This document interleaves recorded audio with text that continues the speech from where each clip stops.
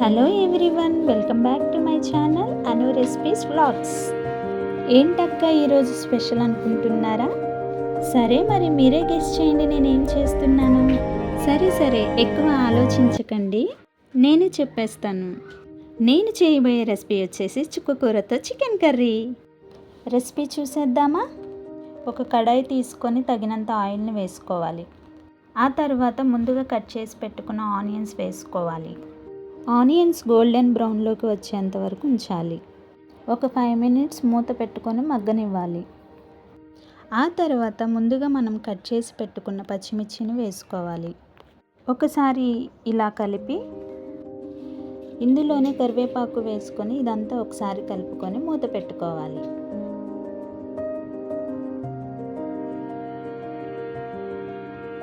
ఒక 5 మినిట్స్ తర్వాత మూత తీసి ముందుగా తీసుకున్న చికెన్ని వేసుకోవాలి. ఆ తర్వాత ఈ మిశ్రమం మొత్తాన్ని మంచిగా కలుపుకోవాలి. అలా కలుపుకున్న దాన్ని ఒక 10 నిమిషాలు మూత పెట్టి మగ్గనివ్వాలి. ఆ తర్వాత పసుపు వేసుకొని ఇదంతా ముక్కకు పట్టేలా ఒకసారి కలుపుకోవాలి.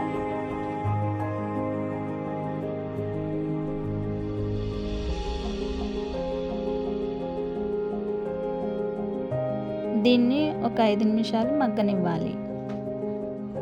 ఆ తర్వాత ఇందులోకి మీ రుచికి సరిపడా సాల్ట్ వేసుకోవాలి. ఈ మిశ్రమాన్ని ఈవెన్గా కలుపుకోవాలి. అలాగే మూత పెట్టుకొని 2 నిమిషాలు ఉంచాలి.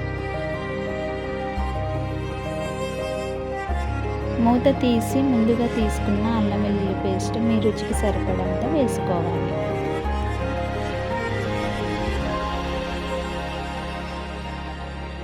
ఇందులోనే మనం ముందుగా తీసుకున్న పుదీనా వేసుకొని మూత పెట్టుకోవాలి. చికెన్ మగ్గిన తర్వాత మీ రుచికి సరిపడా కారము, ధనియాల పౌడర్ని వేసుకొని ఒకసారి కలుపుకోవాలి. ఇందులోనే మనం ముందుగా కట్ చేసి పెట్టుకున్న చుక్కకూరని వేసుకోవాలి.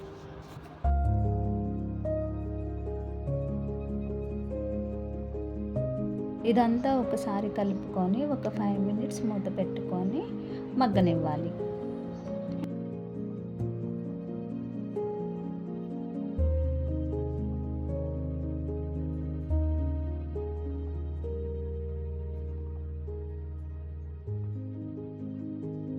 ఫైనల్గా కొత్తిమీరని వేసుకొని స్టవ్ ఆఫ్ చేయడమే.